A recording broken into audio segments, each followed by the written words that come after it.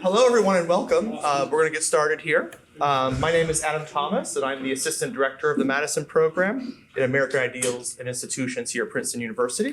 And it's my pleasure to welcome you this afternoon to our talk, which is part of our Stewart Lecture Series on institutional corruption in America. For those of you who may not be familiar with the Madison Program, we are a unit in the Politics Department here at Princeton, dedicated to exploring questions of American constitutional law and Western political thought.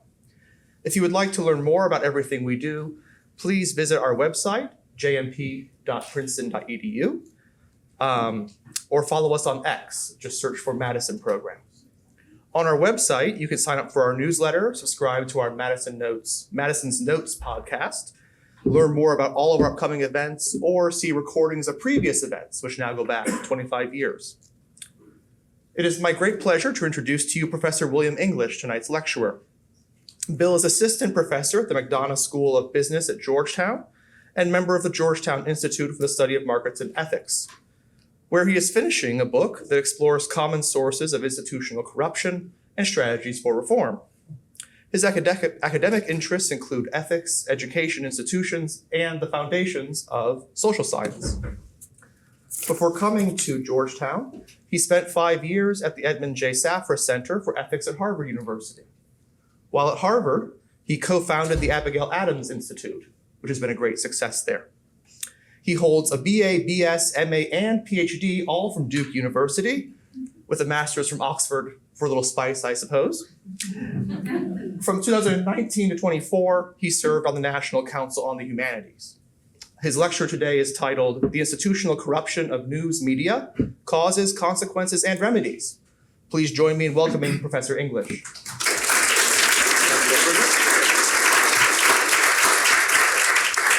Thank you for that kind introduction. It's great to be back at Princeton. You left out of my bio the fact that I benefited greatly from the Madison program over many years. I think I was here, and now it's a few years ago, but the program you all had done and some of the summer programs made a deep impact on me, and I'm delighted to be kind of on the other end now, giving back a bit.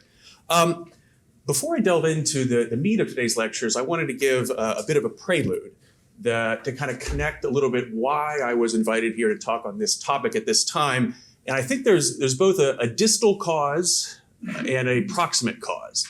The distal or distant cause was that I spent 5 years of my life at Harvard's Ethics Center on a project entitled Institutional Corruption. We had the lab on institutional corruption. It wasn't the first time this term had been used, but in fact, it drew a lot on Dennis Thompson's work. Dennis was, of course, here at the Politics Department for many years. Just passed away a week or two ago, so he's been on my mind lately. But the animating idea of this project was very much, I'd say, in the shadows of the 2008 financial crisis. And sort of taking this insight from Thompson's work, the idea was not to look at explicit bribery, traditional forms of quid pro quo corruption, but subtle ways in which institutions had veered from the normative purposes that legitimated them. So we had people in the context of finance asking, how is it that banks that employed all these smart people mismanaged risk so badly?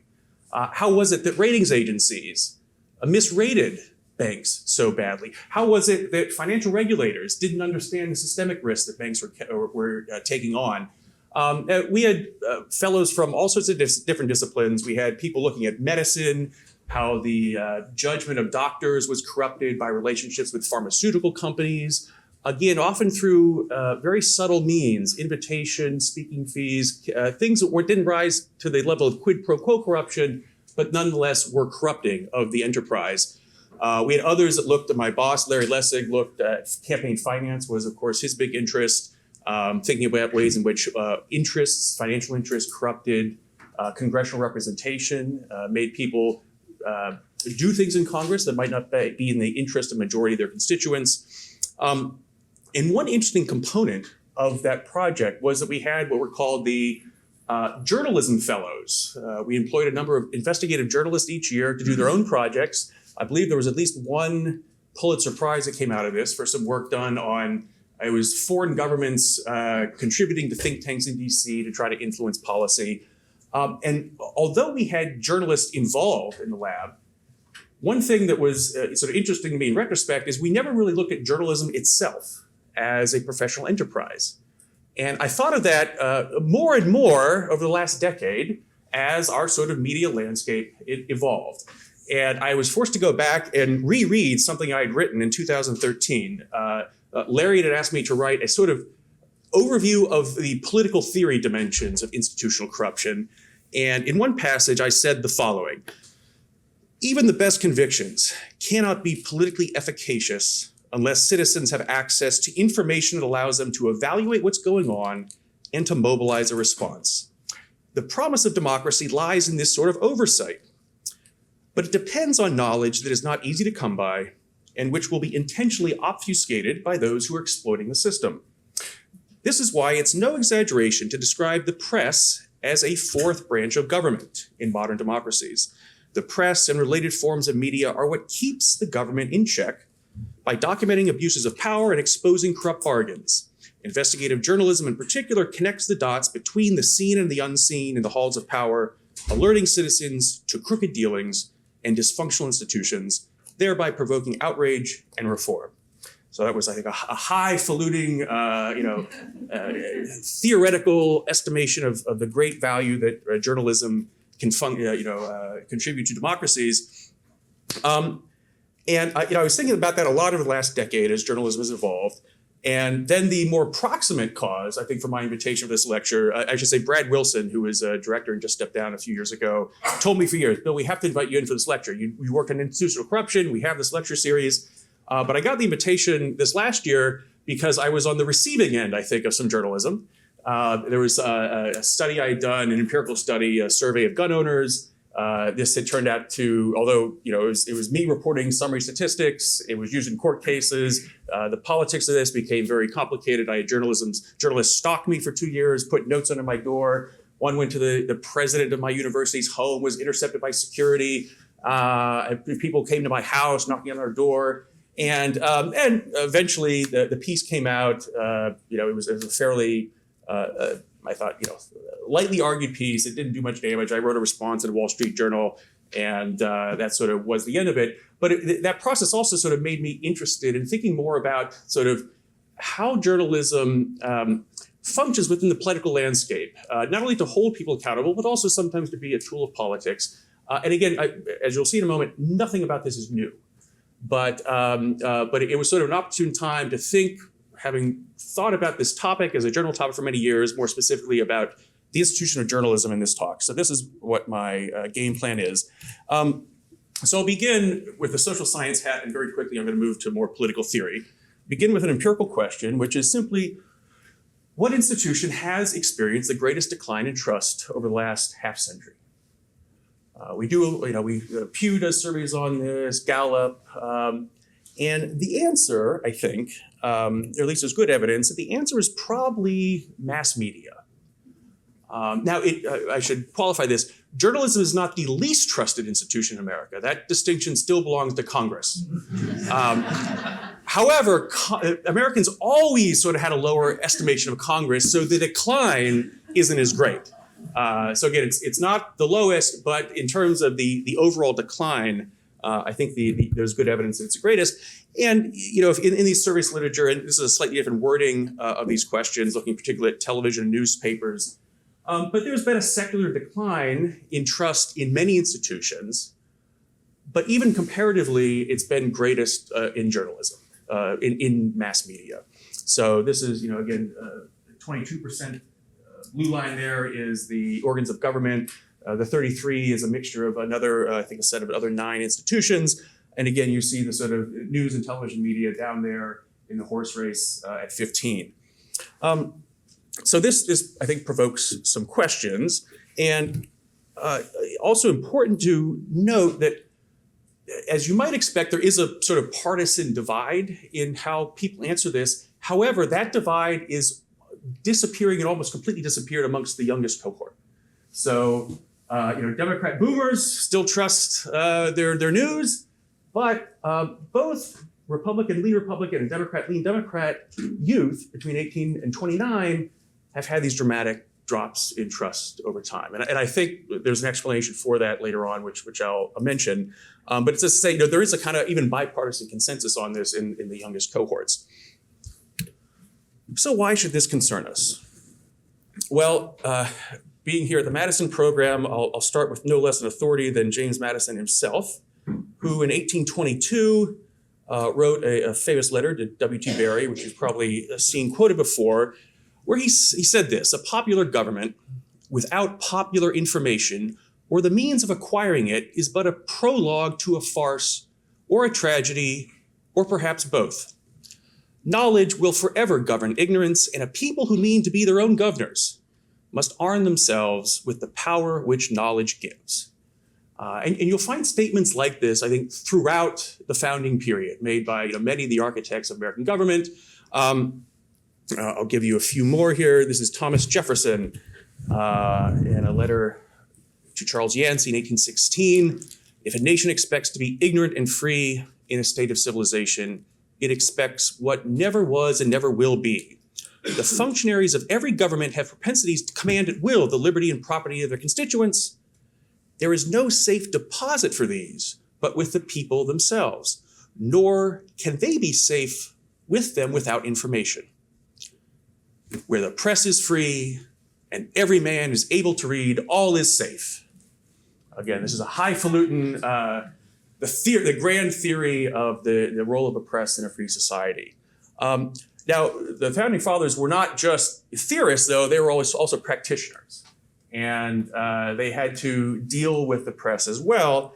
And this comes across in other writings where their estimation of the press is a bit more nuanced and complex. So there's this fascinating exchange between Thomas Jefferson and a young man named John Norvell. So Mr. Norvell is 18 years old in Kentucky when he writes the President of the United States and asks him for two things. Most of the letter is him asking, kind of flattering Jefferson and saying, "I'm trying to start my education. Can you recommend books that I should read?" And then in the last paragraph to his letter to Jefferson, he says, "Oh, by the way, I would be interested in your advice on how newspapers should be run, because I one day wish to have my own newspaper." So Jefferson writes back, and the first two paragraphs of Jefferson's response to him is recommending books. He says, "Oh, you should read Locke on Government. You should read Adam Smith's Wealth of Nations." He names about another half dozen books out there, gives a short sentence or two description of each. But then very quickly, he turns to these two sentences in Norvell's piece about the press. And this actually then is the majority of his letter. He says, "To your request of my opinion on the manner in which a newspaper should be conducted so as to be most useful, I should answer by restraining it to true facts and sound principles only. Yet I fear such a paper would find few subscribers. It's a melancholy truth that a suppression of the press could not more completely deprive the nation of its benefit than is done by its abandoned prostitution to falsehood." So, the newspapers have so prostituted themselves to false things, it's almost as if we might have just banned them altogether because they're so dysfunctional. And he goes on, and this actually sets off kind of a long tirade. "Nothing can now believe which is seen in a newspaper. Truth itself becomes suspicious by being put into that polluted vehicle. The real extent of this state of misinformation is known only to those who are in situations to confront facts within their knowledge, with the lies of the day. I really look with commiseration over the great body of my fellow citizens who, reading newspapers, live and die in the belief that they have known something of what has been passing in the world in their time, whereas the accounts they have read in newspapers are just as true as a history of any other period of the world as the present, except the real names of the day are affixed to their fables. General facts may indeed be collected from them, such as Europe is now at war, that Bonaparte has been a successful warrior, that he's been subjected to a great portion of Europe to his will, etc., but no details can be relied on. I will add that the man who never looks into a newspaper is better informed than he who reads them, inasmuch as he who knows nothing is nearer to the truth than he whose mind is filled with falsehoods and errors." Okay, so that's we have the theory and we have the practice, and there's, it is more complex and nuanced. Incidentally, the young Mr. Newell goes on to be the co-founder of the Philadelphia Inquirer, which is still in operation today, and later on becomes a senator from Michigan.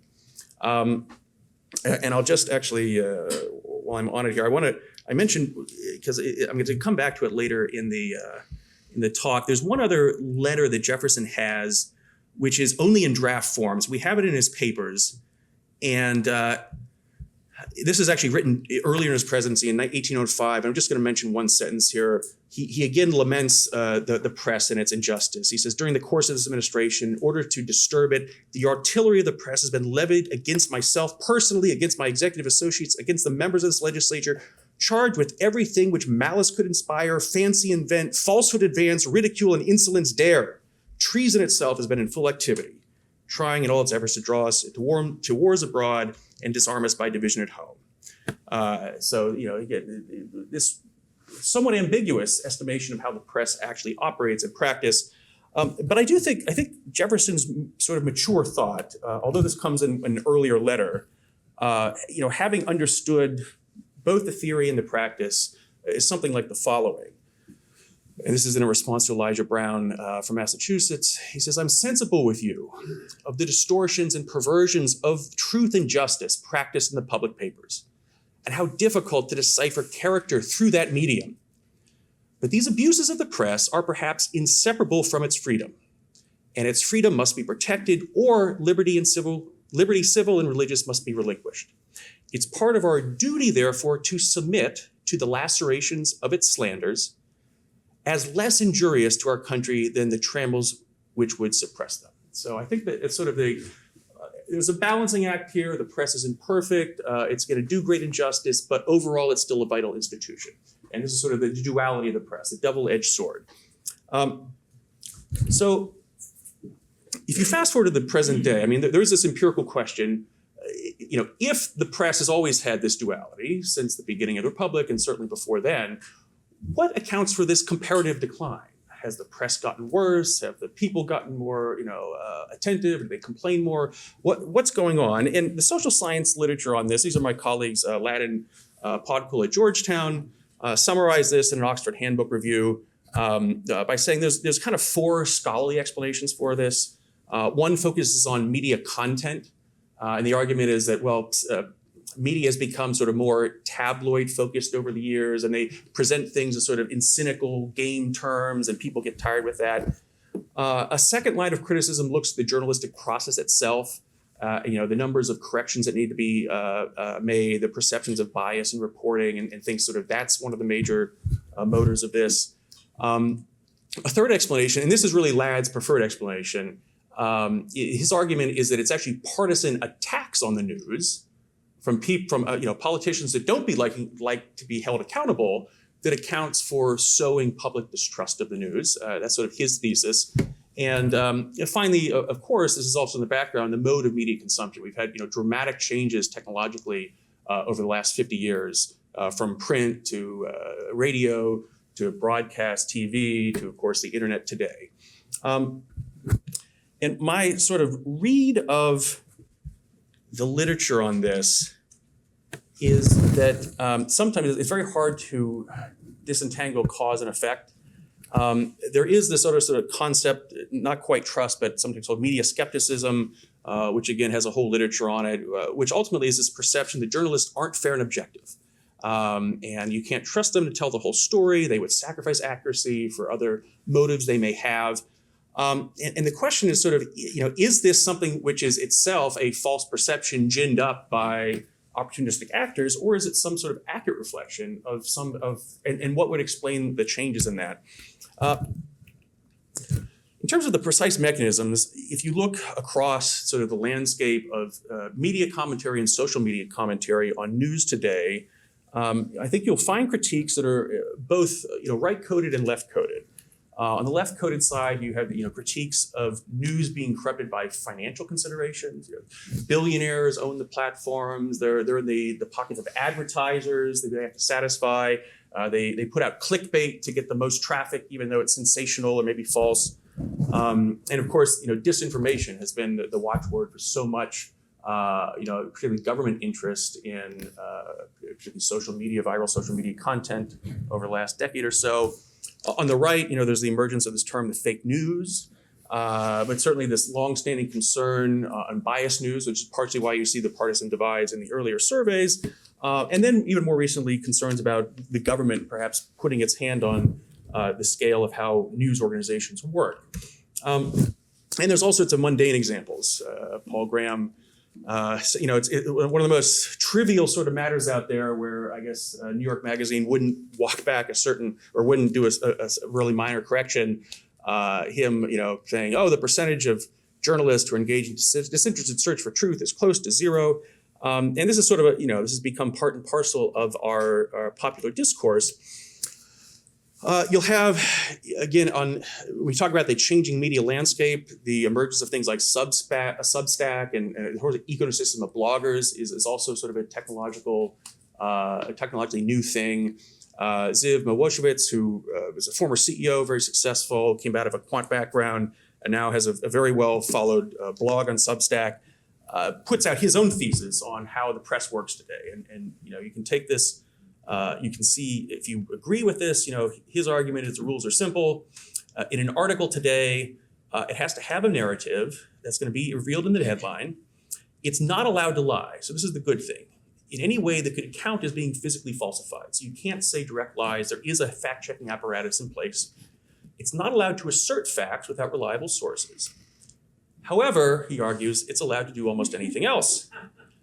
It's often part of an implicit conspiracy to suppress true information or spread false information without explicit denial of the true info or explicit claims of the false info. So there's innuendo that's used. It's allowed to repeat any claim if it attributes a claim to its source.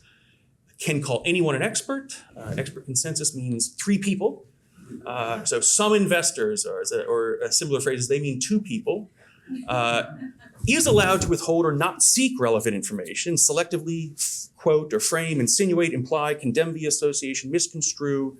And this includes calling things lies or misinformation if they imply disliked things. He goes on, it's allowed to change the meaning of words and context, will draw conclusions in ways that might defy logic. Can and will find an expert to support anything they want, will maximally shape the story to fit the narrative, will face potentially negative reputational and other consequences for breaking these rules, and sometimes choose to break all of them, but won't face consequences for breaking these rules if everyone else is breaking them to the same degree in similar spots. So finally, though, you may face consequences for insufficient narrative support. So this is the sort of conspiratorial view of how news media operates. They would attribute to journalists a sort of professional standards, which themselves as a method might not lead to the most accurate outcomes. And so I think the hypothesis suggests by these critics of the news is, what explains the decline in trust? They would say, well, because it's deserved. And there's still this question about what's changed, though. Has it gotten more untrustworthy? Is it just easier to notice?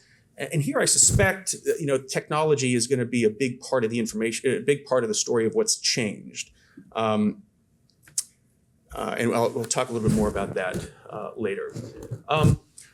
So there are all these ways in which technology now enables people to sort of, you might say, fact check with their own eyes and test. It used to be if somebody had a speech, it would be somebody would have to summarize a speech. Now you can watch in live time.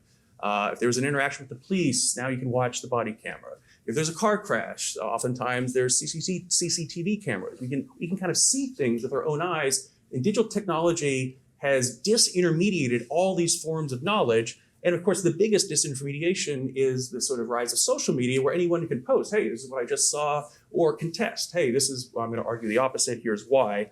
And so the sort of digital disintermediation on the first instance shows when there's a distance between appearance and reality. Now, sometimes that distance is necessary, right? You have to always summarize the things that aren't perfect, the things that are left out. There's going to be matters of interpretation. Then I think some have speculated, well, then, if you have journalists who feel like they are being challenged or lose control, you might have a mechanism where they double down or try to reassert control, which itself has a sort of vicious loop or vicious cycle to it.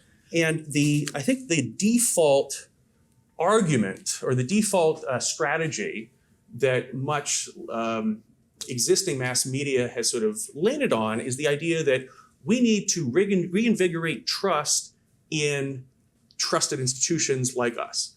And certainly, and then fact-checking has emerged as sort of one of the major activities that trusted news sources can do. So you've had the emergence of things like PolitiFact, former Pulitzer Prize winner Bill Adair founded that, and a number of other ones. NewsGuard is another famous one, who try to do sort of like spot fact-checking, and you can put things on news articles wherever it comes from, saying, oh, well, here's a fact-check correction. But, and this is the argument they made, people need trusted brokers to help them figure out what's true and what's not true.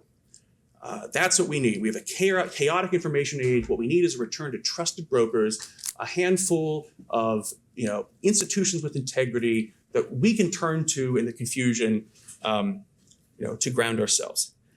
And this, I want to suggest, is it's a perfectly intelligible strategy, but it's one of two strategies out there that are really an option for us, and I want to think about sort of the strengths and weaknesses of each. So I think the sort of news media's reaction to this is we need more concentrated, centralized brokers of trust, and we have the capacity to serve as that. The alternative, though, is you might think a more decentralized landscape that removes that sort of authority to any trusted source and has more of a marketplace in which claims might be made. But then the question is, well, how would you actually deal with issues of disinformation? Maybe a more provocative way to put this is, do we need a return to, let's call it authoritarianism, but in the literal sense, not in a governmental sense or political sense, but do we need more authorities? Authorities that are trustworthy, gatekeepers, or is this notion of crowdsourcing news commentary, observations, is that going to go off the rails, or can that itself be, somehow have the basis to provide news which is trustworthy, news that's informative? On the trusted broker side, there's a famous quote that the former editor of the Washington Post had made that shows up all over the literature, where he said, the credibility of a newspaper is its most precious asset, and it depends almost entirely on the integrity of its reports and the integrity of its reporters. And just connect this back to the Harvard lab and the work that a lot of our fellows did over the years, there was always this background question is, could professionalism be the solution to an institution in crisis? And there was a story about how if you look at medicine at the turn of the 19th century, you have all these snake oil salesmen, you have, quack doctors, it's this Wild West. And the emergence of the American Medical Association was very much to try to create a professional identity around doctors with professional standards. You have the sort of reinvigorization of the Hippocratic Oath. And I think there's an argument to be made that a lot of the integrity in the medical system, to the degree it exists today, really does lie in the shoulders of doctors who take their job seriously, exercise care towards patients. So there's always this background question. Is it the integrity of individuals or individual leaders in these institutions which might be the way out? It might be the solution. And this, I think, is again, a thesis that many are looking to within the media landscape. But now we're getting kind of to the meat here. In the rest, I said the second half of this talk, I want to argue that this is unlikely to be the way to address the real mechanisms that I suspect might be undermining trust in the media. And I want to suggest that there are three things going on which actually don't call into question at all the integrity of reporters, but are in fact a kind of an aspect of the human condition. And that you might say, the more decentralized approach to news media, which again is highly mediated by emerging technologies, might be a superior way forward. So the first is to think about the value of censorship and propaganda, particularly when you have only a small, let's say an oligopoly of news agencies. The second is to think of journalists as activists, and whether that's actually maybe a good thing and appropriate in certain circumstances, but then how that might jeopardize their role as trusted sources. And finally, to get philosophical for a moment, I want to think about problems of hermeneutic unintelligibility and what true representation of the range of interest might mean in a media landscape. So I don't know if anyone's familiar with this amazing essay by Edward Bernays. This is written in 1947. called The Engineering of Consent. Bernays is often considered sort of the founder of public relations, also the founder of modern propaganda. He had a role in particularly the Second World War, and wrote this essay, which it's incredibly prescient, and it's structured throughout, paying, I think, great deference to democracy, freedom, public participation as ideals. But a close reading suggests that what Bernays is actually counseling here, it raises some real concerns about how governments work in democracies through media organs. So he begins by saying freedom of speech in our Bill of Rights includes this right of persuasion, and this is something that we need to take note of. In certain cases, he goes on, democratic leaders must play their part in leading the public through what he calls the engineering of consent to socially constructive goals and values. And the role naturally imposes upon them the obligation to use educational processes, as well as other techniques, and he's thinking about newspapers, radio, to bring about as complete an understanding as possible. So you have the public, it needs to have its understanding engineered by democratic leaders. And again, an interesting passage is primarily the engineer of consent must create news. News is not an inanimate thing. It's the overt act that makes news. And news in turn shapes the attitudes and actions of people. A good criterion as to whether something is or is not news is whether the event juts out of the pattern of routine. The developing of events and circumstances that are not routine is one of the basic functions of the engineer of consent. So you have to create things that juts out to the public, use these to shape their understanding.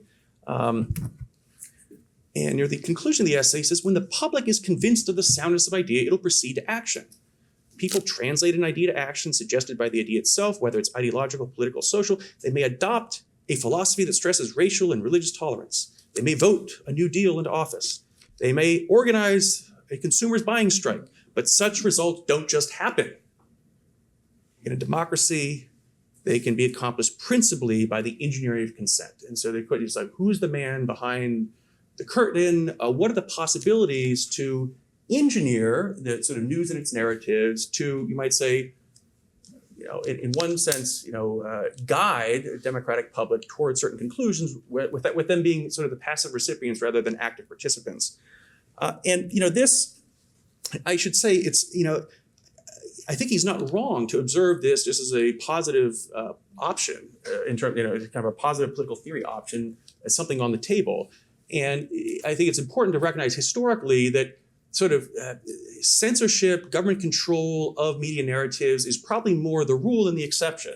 In the last few hundred years, particularly in the West, is just historically a bit of an anomaly. Some of you may know this great book, Violent Social Orders by North Wallace and Weingast. They have this framework for thinking about, and it's a really pompous title, Conceptual Framework for Interpreting Recorded Human History. So they're going back to the origins of civilization, and they have this concept of what they call a natural state, which is essentially, they look around the world, and most authoritarian states, they would say, kind of have this pattern where you have elites that try to control economic opportunities for their own benefits, to extract rents. And an important part of that is controlling the media apparatus. And we're familiar with censorship in Russia and censorship in China.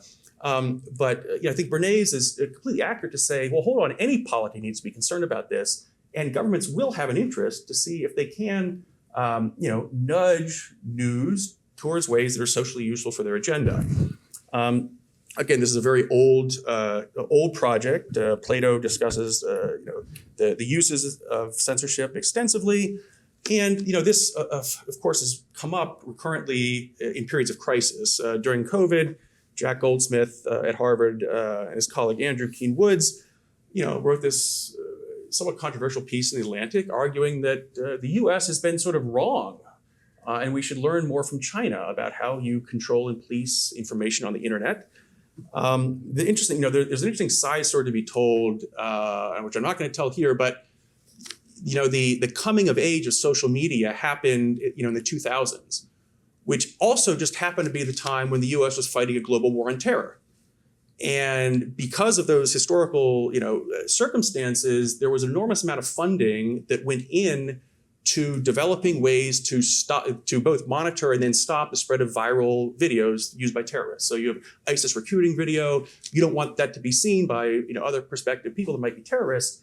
And this incredible digital architecture for surveillance and control was, for good reasons developed, which then many have argued was sort of then leveraged in ways that might be, more aligned with domestic control in the ways that Edward Bernays kind of foresaw. And this has been a major research area of the government. The most recent, I think, big report was in the middle of the Biden administration. And this is a wonderful report. It's like 75 pages long, where it sort of goes through all the ways in which news media could be politically dangerous and ways in which you might generate forms of surveillance, of fact checking, of narrative control. Again, totally prudent things for any government to think about. But of course, this raises questions about how that's going to function in sort of a democratic republic. So famously, just last year, there was this court case decided by the Supreme Court asking whether it was permissible for the government to tell or suggest to social media companies they should censor different sorts of posts. And there was, quite a bit of discovery that showed that, in fact, there was a regular exchange between government officials telling Twitter, telling Facebook, hey, this is disinformation. We need those posts down. Some of this concerned COVID. Some of it concerned later on things like Hunter Biden laptop. And so this question came before the Supreme Court. Is this a violation of the freedom of the press? The government's not apparently mandating, but they are heavily suggesting. We don't fully know the answer to this because the case, it was decided 6-3 that there was lack of standing. And so that at the moment, there's not a firm answer to this, but at least 3 of the justices thought they wanted to give standing and would have decided that this was an overreach. But we're sort of an interesting moment here of uncertainty about the proper governmental role. And the last thing to note in terms of how this ties into the larger thesis that a lot of news media advances about the importance of having a few trusted intermediaries is to the degree that you have a concentration in news media, you have a smaller target for, say, influence operations. So famous, Lord Acton has that famous aphorism that power tends to corrupt, absolute power corrupts absolutely. Well, the more concentrated your media is, the easier it is to, say, co-opt or to influence it. If you have millions of people on the internet, some working as citizen journalists, whatnot, it's harder to police things at scale, whereas if you have concentrated media, it's easier. So one concern we might have is, does the more centralized, concentrated approach, is it robust to attempts at government censorship that might be illegitimate? The second consideration I want to put on the table is a potential corrupting force is the emergence of, I think, very powerful arguments for when and how journalists should act as activists. I think one of the most prominent one of these comes from Ted Glasser, who's a famous professor at communications at Stanford, now retired. And he was part of a whole literature that got to be known as public journalism or civic journalism. And the idea was that, look, journalists shouldn't be these detached observers that just report the facts. Journalists have an interest in improving their society and making things better. So they actually should engage the public in ways that are try to ameliorate all sorts of social problems. But then very quickly, there's this question of whether this sort of confuses the role that people think journalists should have with the role that they're taking on. So in 2020, in the midst of a lot of the social unrest there, Glasser did a series of interviews, and these are quotes from those interviews. So journalists need to be overt and candid advocates for social justice. It's hard, he says, to do that under constraints of objectivity. He goes on, my understanding of journalism, like my understanding of history, rests on the premise that there's no finely correct description of anything, only interpretations. I'd like to view journalists as activists because journalism at its best, and indeed history at its best, is all about morality. And finally, I'm not a big fan of the term objectivity or objective truth because it gets us talking about all the wrong things. I'm partially putting Glasser out there to be a sort of foil here. He's a sophisticated thinker, and I think for those of us who were raised in like the 1990s, postmodernism debates, there's a grain of truth in some of what he says. It also seems maybe overdone. There's also an incongruity between his there's no objectivity is problematic, and yet there's a certain moral certitude that apparently can ground and direct journalists, in the pursuit for social justice.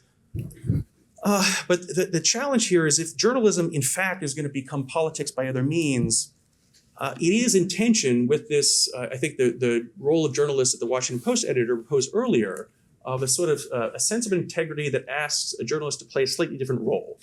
And we might think of that as the kind of, say, the role that a judge plays in a jury trial, where their objective is to make sure, and in the rules of evidence as well, it's make sure the jury has the best information, the most relevant information available to make their own decisions.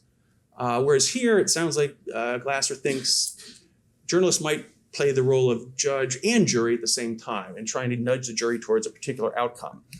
Of course, our vision of Lady Justice is that she should be blind, right? She is not an interested party in the case, but this starts to become complex. So again, I'll recourse to Madison here because I think there's an interesting analogy with his thoughts on faction. It may simply be a case of human nature that it's hard for us to separate our convictions when stuff's at stake and we're trying to report. Latent causes of faction are sown in the nature of man, Madison reminds us.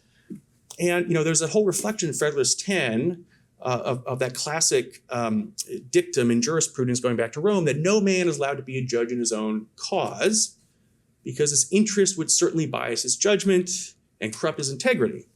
With equal, nay greater reason, a body of men are unfit to be judges and parties at the same time. Yet, what are many of the most important acts of legislation but so many judicial terminations? Justice ought to hold the balance between them, yet the parties are and must be themselves the judges. And in one of Glasser's articles, in fact, the one I had in that slide a few pages earlier, he begins with this really neat quote from Crimson Tide, which is it's a submarine movie. And the Gene Hoffman character at one point is talking to a subordinate. He says, listen, we're here to protect democracy, not to practice it. And Glasser looks at that quote disapprovingly. He says, we journalists need to practice democracy as well. That is, we are participants, we're agents. Again, there's an element of truth here, but it's going to give rise to precisely those concerns about bias and whether journalists can be trusted. So if journalists are practicing democracy, they're like the rest of us, perhaps we should view them as fellow members of the jury and not as trusted authorities for gatekeeping information. It's an interesting thought experiment to, if you wanted to get a good perspective on any controversy of the day. So, if you want to understand arguments, say, for and against immigration today, would you rather have the New York Times summarize them? Or, would you rather have the strongest case made by the different factions and hear directly from them? See what the Cato Institute says and what the Center for Immigration Studies says and what Brookings says and what the Center for American Progress says. There's a certain parsimony that might be preferable in the New York Times because they're going to do a pretty good job. They're going to write in great language. It's going to be short and succinct, and maybe they'll do a good job of summarizing. But in some cases, you probably are going to get better and more information by going from the factions themselves, as long as you can get access to a sufficient number of them and have them sort of, represent what they want to you in an unmediated way. Finally, there is, I think this gets into my final point here, this question about whether true believers can really understand heretics. And to the degree you have more, partisan media issues come up, it reminds me of that great quote from Rousseau in The Social Contract, where he says, it's impossible to live at peace with those whom we regard as damned. We positively must either reclaim them or torment them.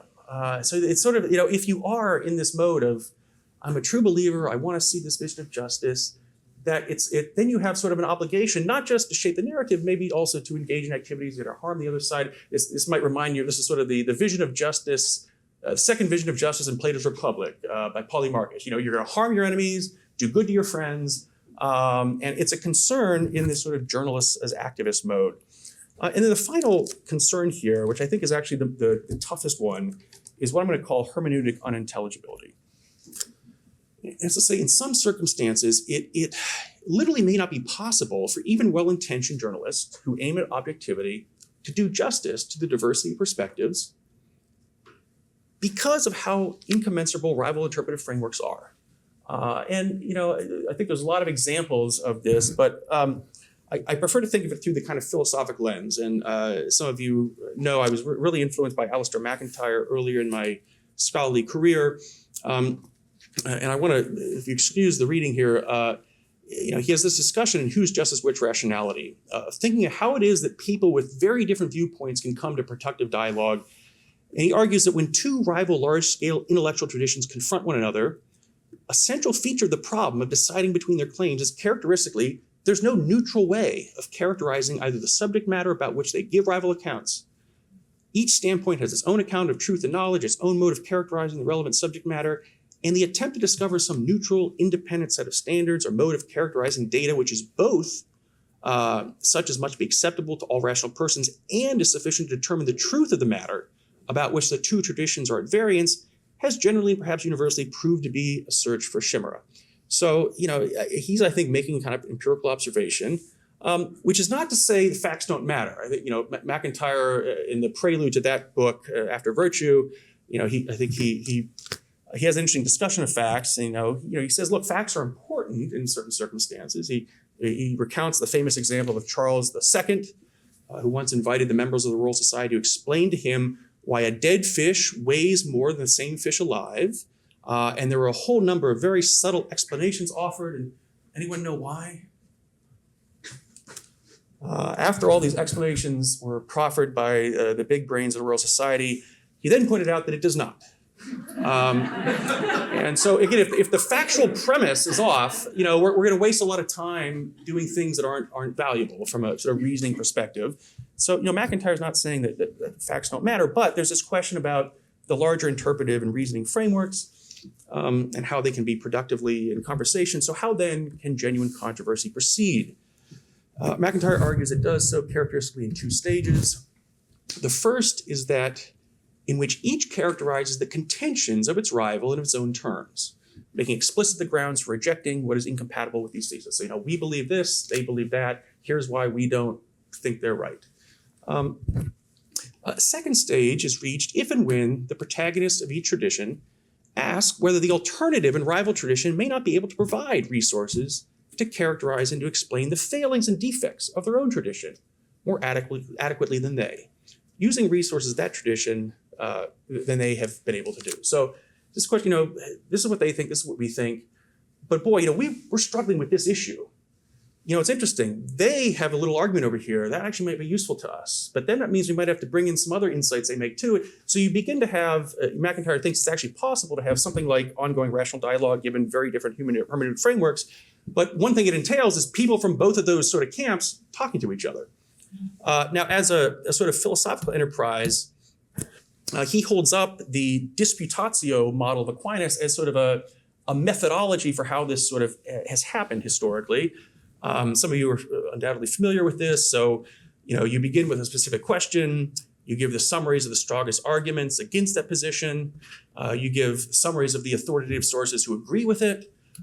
You then the reasoner tries to give you the best argument that takes all those into consideration, and then finally gives a detailed response to the counter arguments to try to tie up the whole enterprise as sort of a definitive, the best way forward. So, this is what it looks like in the Summa. You get an article, a question, whether it belongs to human law to repress all vices, 3 objections made. Then you get the sed contra. On the contrary, let's see, this is what in the de liberta arbitra, the liberty of the will, this is what we read.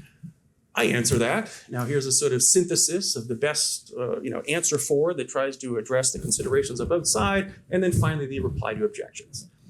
So again, this is sort of MacIntyre's view on how we might deal with these rival, interpretive hermeneutic frameworks.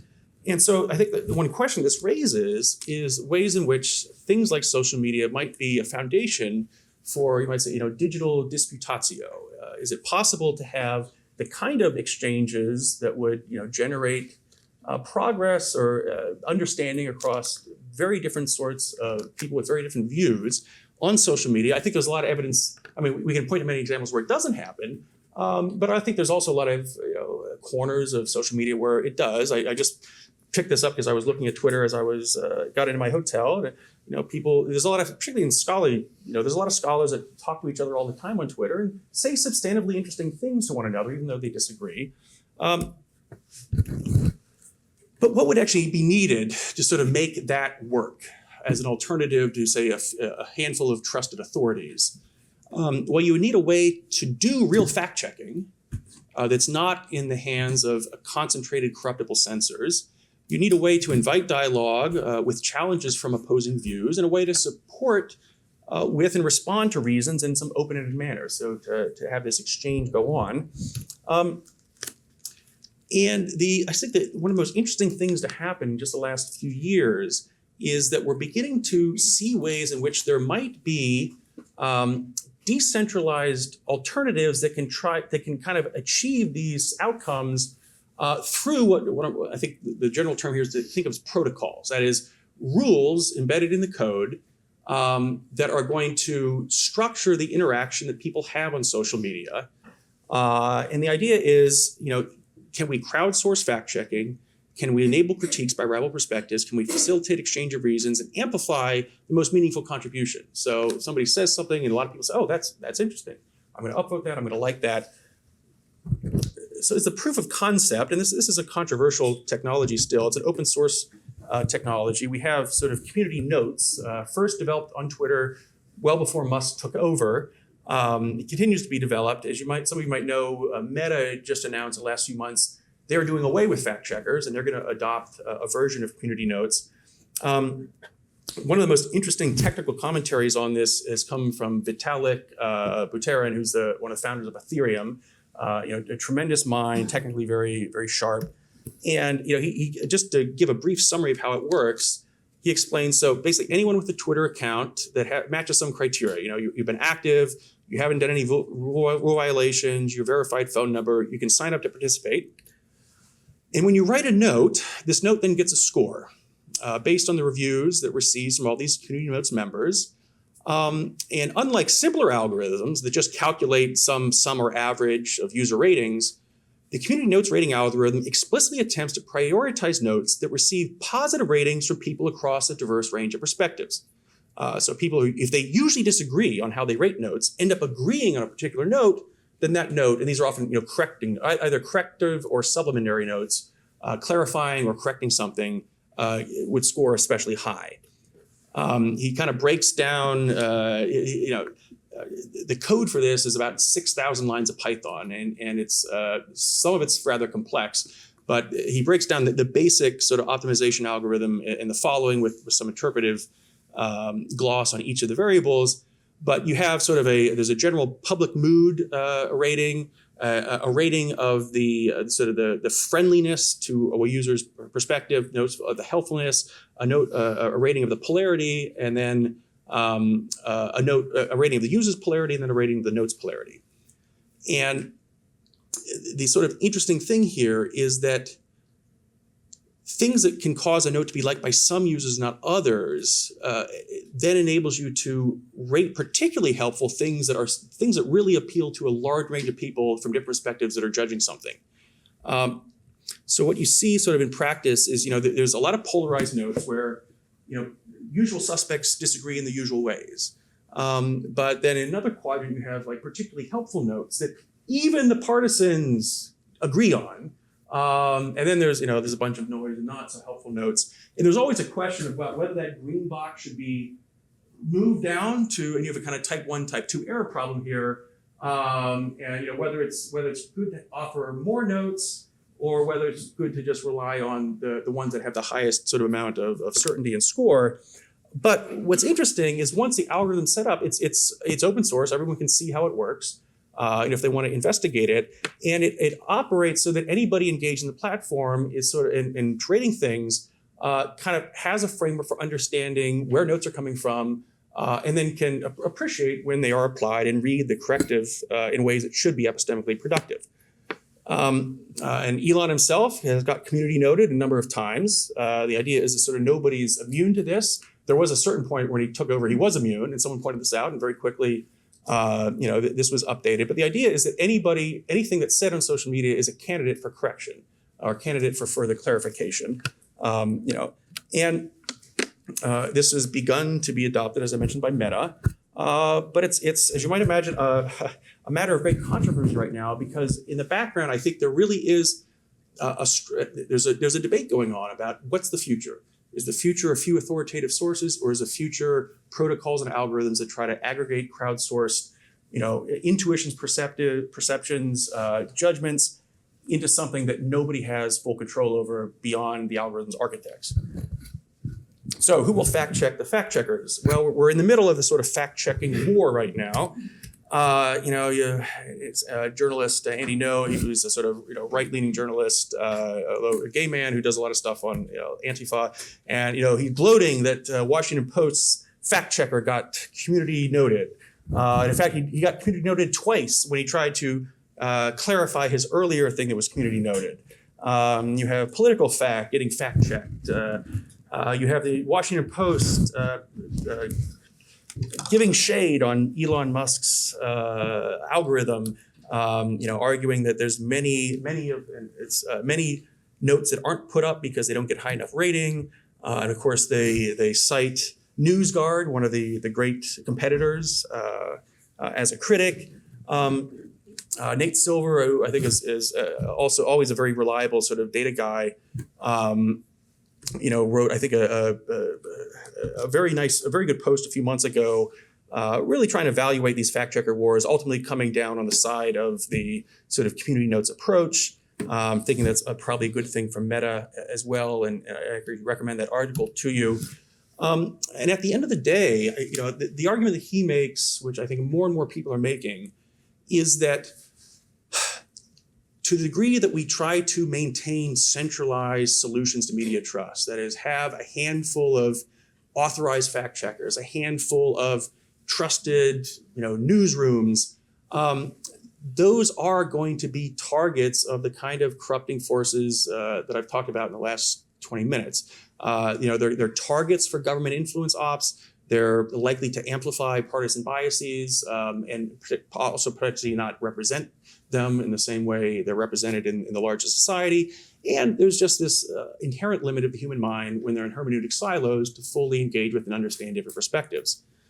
So the question is really, does the alternative, is the idea that protocols might be the new mediator and replace our hope for trusted intermediaries, does that have legs, and what might that evolve into? I think it's pretty clear that we're probably only a few months away, maybe at most a year away, from AI being a new kind of intermediary in the way we consume a lot of information. I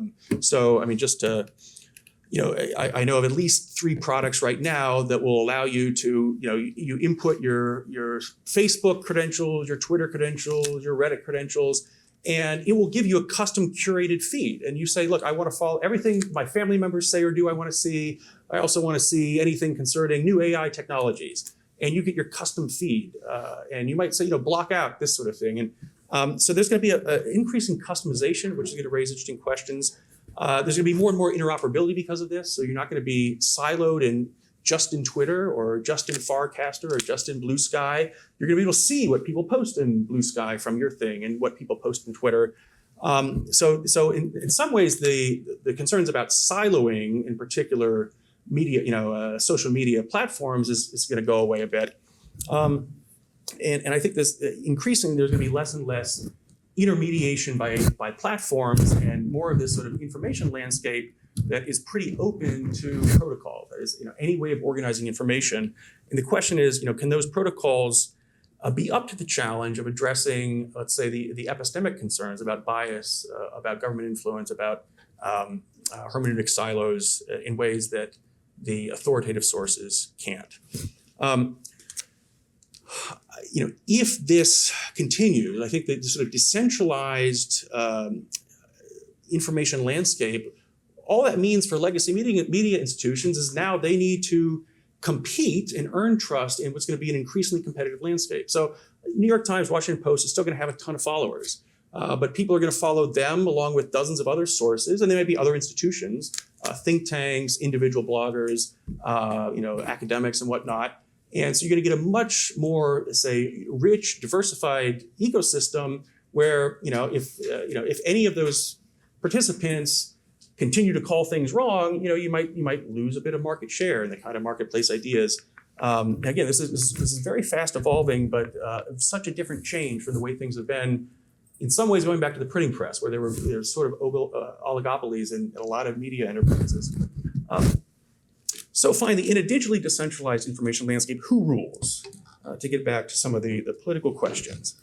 I do think this is still an open question. So I don't want to be Pollyannish about this in the ways I was Pollyannish about the role of journalists 10 years ago. Is it the path to mass enlightenment and the rule of reason? Is it going to cater to the basest human instincts? Recall Jefferson's concern to Newell that if you just print the facts, people may not want to pay for that. But interestingly, when you have zero marginal cost of posting, they maybe don't have to pay. So the economics are so changed in our new media landscape when it's intermediated by technology. I think it's an open question, but I want to end and give Jefferson the last word because in this letter from 1805, where he talks about the artillery of the press and the gross injustices and malice and been lobbied against me and my administration, he goes on to make the following argument. He says this might, let me just line this up here.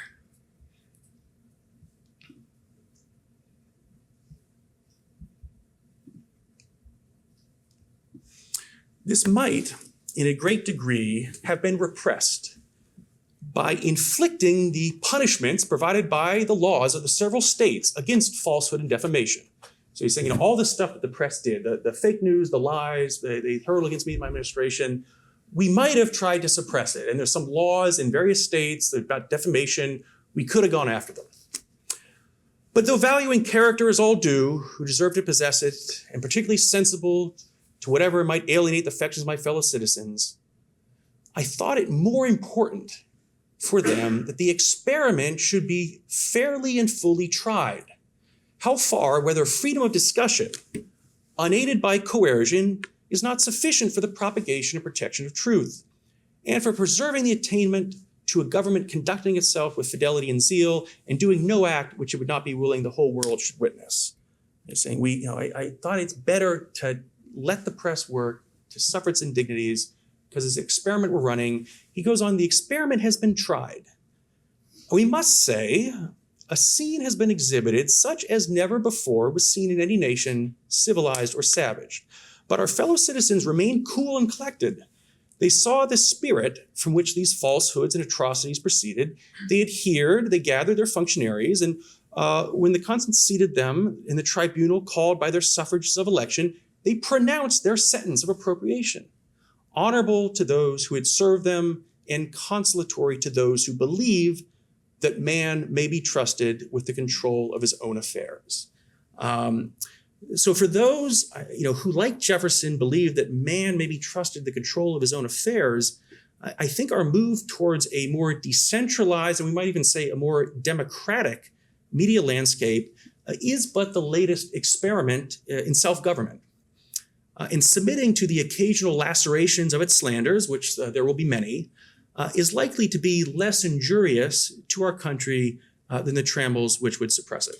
So thank you. I'll end there, and I believe we have a half an hour for questions.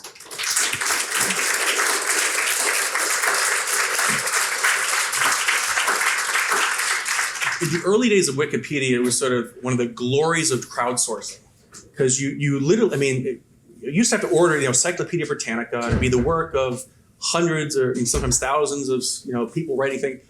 Wikipedia, in astonishing rapidity, populated all these articles with really high quality stuff from millions of people who are just making contributions about things they knew about.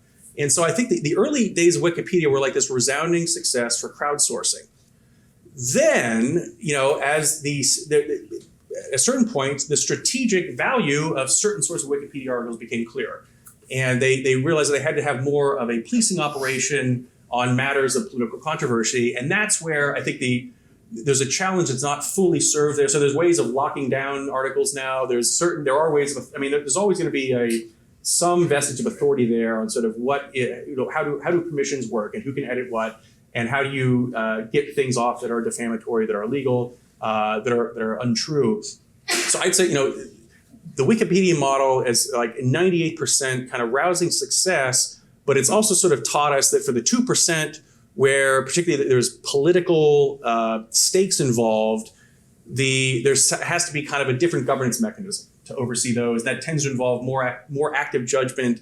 And certainly, one of the founders of Wikipedia is very critical of how that's evolved.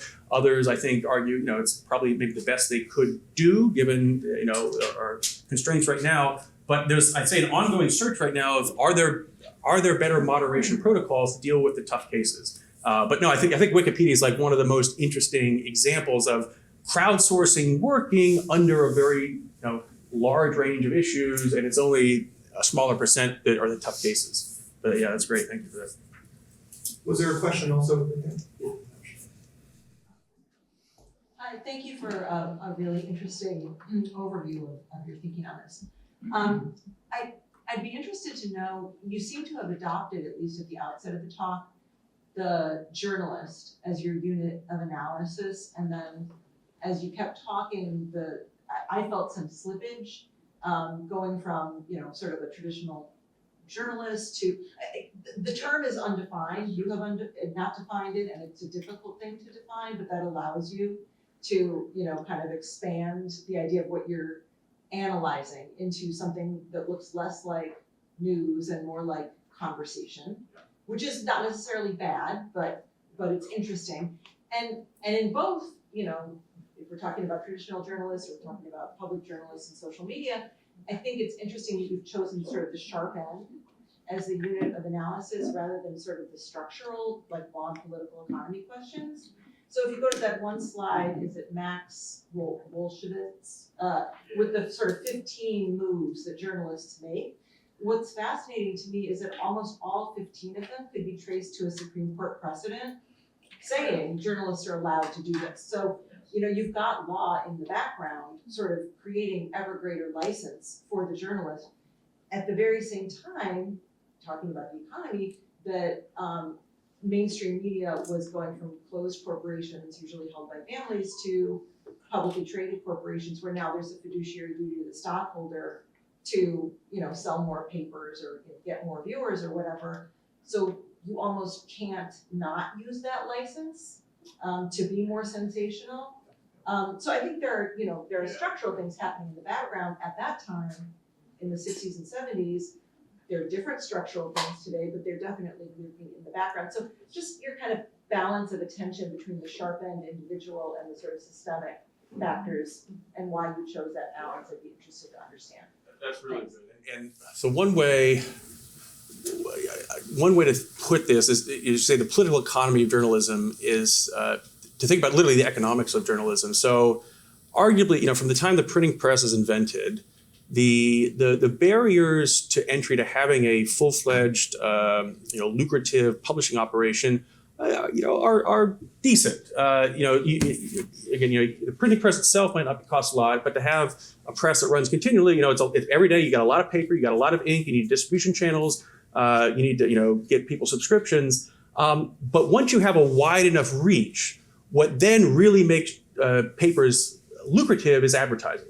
So it's, if you can pay the entry costs of capital investments to get enough people out there laying eyes on it, a huge daily operations, now you can sell advertising, that kind of entrenches you. And it's a kind of entrenched, it's harder to break into a market once there exists a paper in a city. But it's, and again, once you get, evolution to radio and evolution to TV broadcast, there's limited bandwidth. And there's only so many public broadcasting channels. There's only so many, AM, FM bands that are going to be allocated to radio stations. So there's always this sort of barriers to entry, quasi-oligopic structure to it, which means you kind of had to have these concentrated, say, industries. But they're just, before the internet hits, they're fabulously lucrative because of the advertising dimension. And so kind of, I think the stages of transformation over the last 30 years, on the one hand is the story of the rise of internet advertising, which just completely upends the sort of cash cow that so many traditional legacy media operations have, particularly in print, but also to some degree on television. And then, as you say, there's legal court decisions about what you can get sued for, what you can't say, and this great drive to find new sources of revenue. And this is where I think my colleagues at Georgetown, I think are right to say, look, there's in terms of that first cause, a rise towards sensationalism and clickbait because it just generates more revenue. And in fact, Andrew Sullivan was the one person we did have in to give a talk when I was at Harvard who talked on that very, very topic. So I think that's right. I think that's all happening in the background. The sort of, I think, the interesting place where we find ourselves today is we are getting to a point where kind of the digital technologies are taking the marginal cost of putting something out to the world close to zero. And so now the question is, well, what are journalists and what do they do? Historically, a lot of what they did was report on things that happened. Now, we have TVs, we have people who can say, hey, this is what I saw at work this morning, and they post it on the internet. So we're kind of drowning in more factual information than ever, which is documented from like primary sources just recorded on digital devices. And then, investigative journalism, I think, still has like a very distinctive role to play. But then again, it sort of blurs with what some academics do and what some think tanks do. But certainly, one of the things journalists still do is kind of try to control the narrative in public discourse. So, if you want to leak something, you're going to go to the New York Times or to the Washington Post, and that's a very exciting thing to be involved with.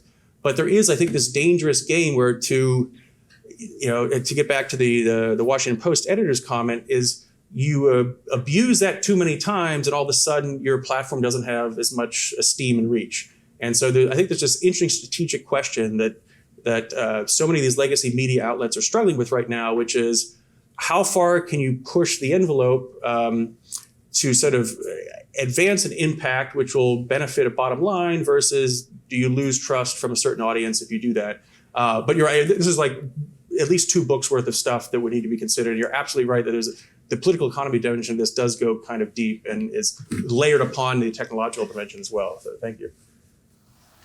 Other questions? Yes, in the front here. I feel that legacy Wait just a media. moment.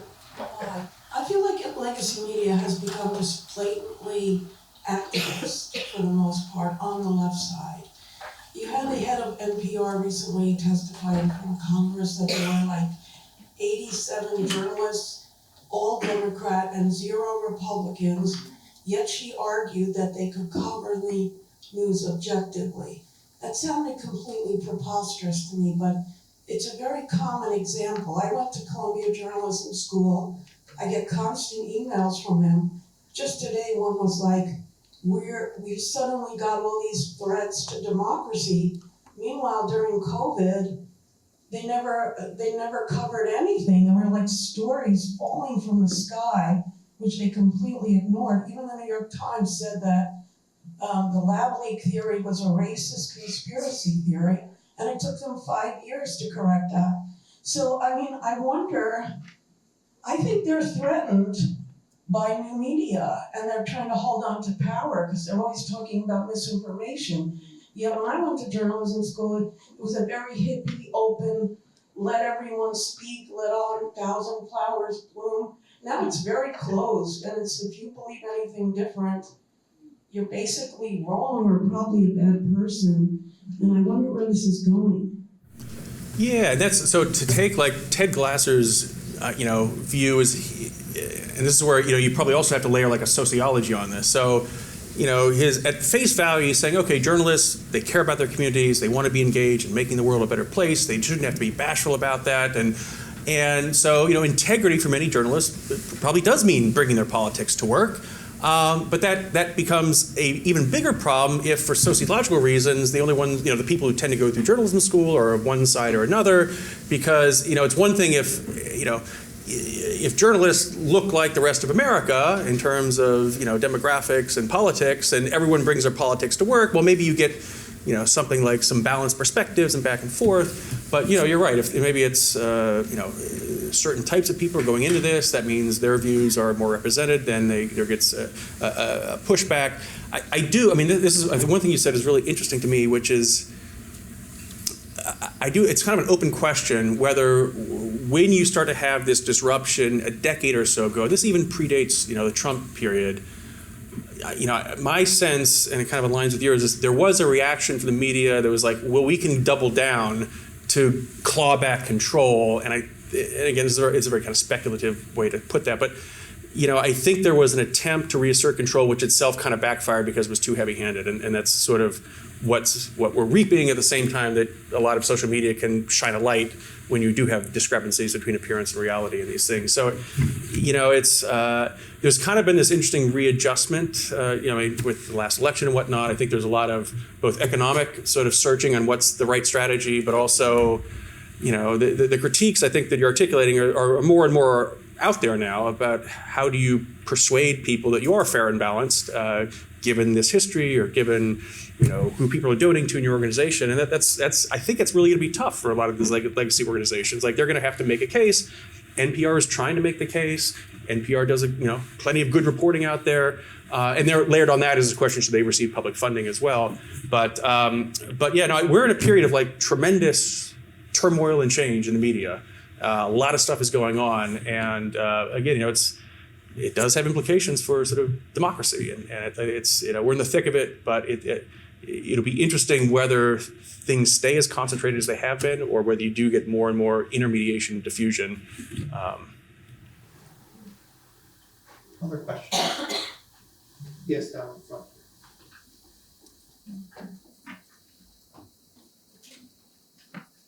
I actually kind of concur. However, my question is, I'm not so sure whether it's the threat of new forms of media the media companies are worried about as much as the fact that they're just so kind of one-sided, if you will, and have become so really over the last 15 years, which is really when social media started to ramp up. For example, you mentioned the lab leak theory. I remember that probably around, is my mic working? I can't tell. Probably around right after the new year in 2020, I remember reading a CNN article suggesting that COVID more than likely than not was a lab leak.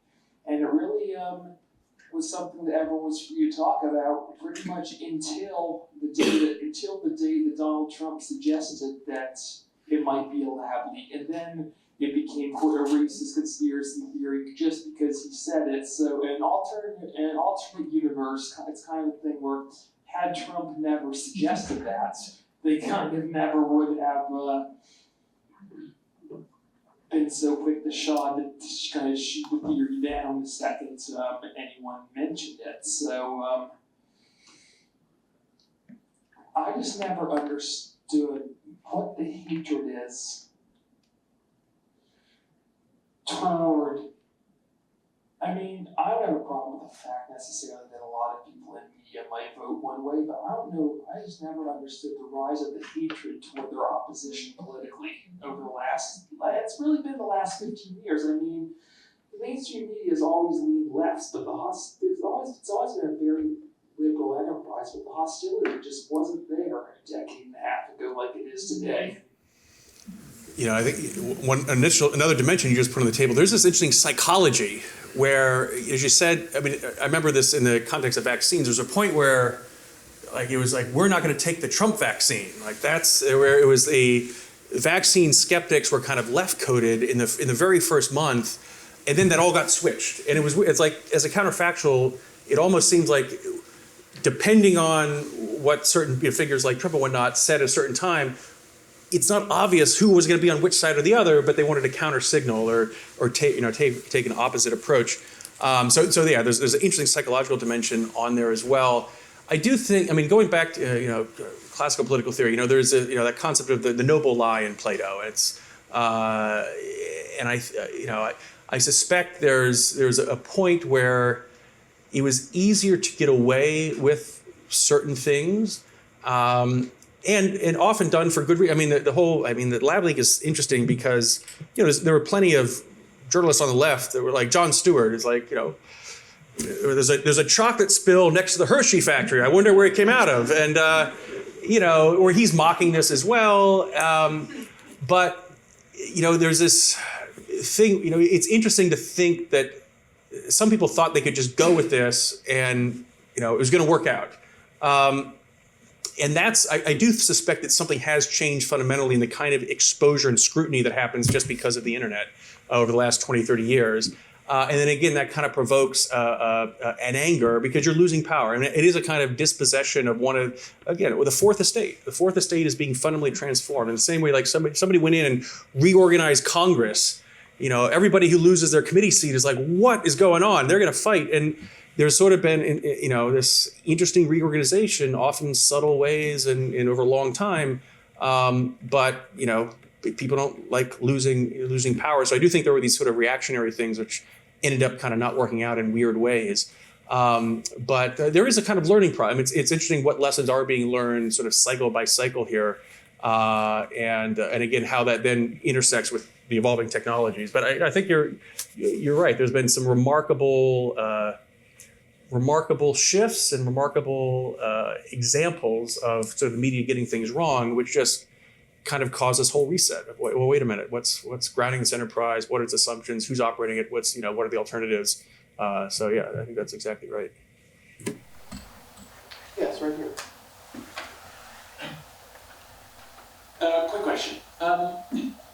In your view, what is the impact of the fairness doctrine that was there between, the late 40s to the mid 80s? What's the impact on the trust of people on the media on that? Yeah. So I recently was talking to the federal FCC chair, this guy Brendan Carr, who's sort of, there are still some vestiges of this in terms of the amount of airtime, and so they're actually looking at going after, I believe, ABC or NBC, one of these networks that violated this in some ways during the last campaign. ABC, yeah. I mean, my intuition on this, not being super expert on it, is that, it made more sense when you have quasi-monopolies. Like, it's like if we only have 4 major broadcast channels and Edward Bernays points out those 4 things that control the democratic country, you probably want to have some structure in place. I do think with the disintermediation, it sort of has less justification. And then there was always this question of how it was going to be applied. And so it's actually is reasonable thing when you have kind of quasi-monopolies, but sort of thankfully, the more those wither away, the less its justification and need.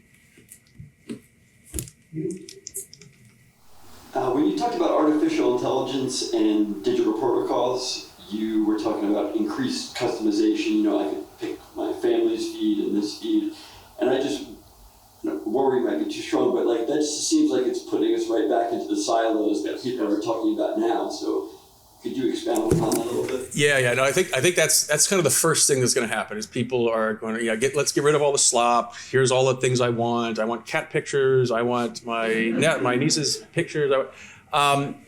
What I think the next evolution of that, because it turns out one of the reasons all the social media companies, and you might remember in early Facebook, you only saw the stuff your friends posted kind of in real time sequentially.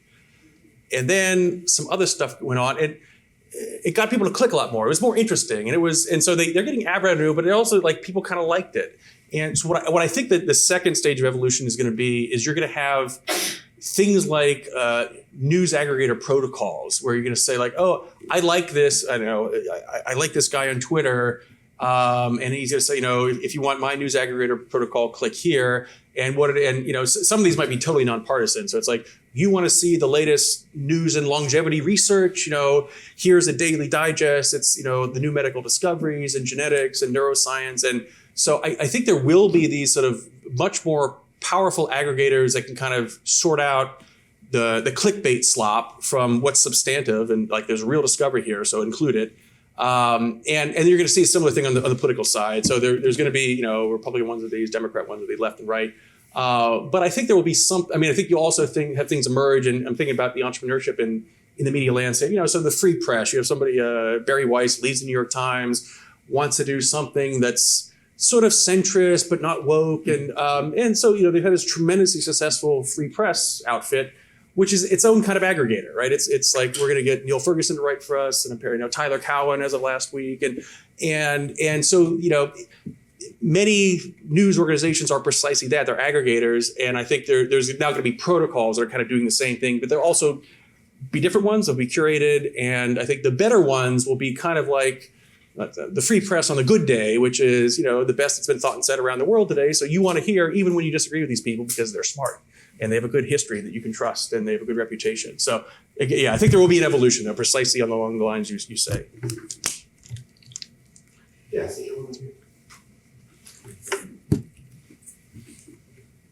Thank you for the talk. I have a very simple question, if that's permissible.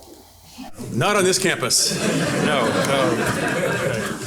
When you roll out of bed in the morning, what's the first news source that you turn to? It's definitely Twitter. It's and it's funny because I was late to Twitter. Like I probably didn't even. I officially signed up for Twitter in like 2008 when somebody told me about it. I thought this is ridiculous. Who cared? Microblogging, what a bad idea.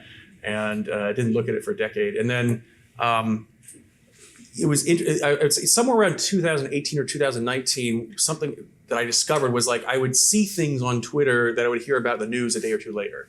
And it was just like the speed was striking. Like I was getting, tomorrow's news today. And that's what kind of, and there was a lot of slop and there's a lot of stuff all over the place and you have to curate it and whatnot. And I have like half dozen different Twitter accounts over the years that were kind of curated for different things. But right now, I think it's, and I'm kind of a Luddite too. Like I'm sure there's many other good things out there. I'm not on the Reddit. I don't really go on Facebook. I'm sure there's very good stuff going on over there. But Twitter got me locked in around 2018. We have time for one more, I believe. There's one down.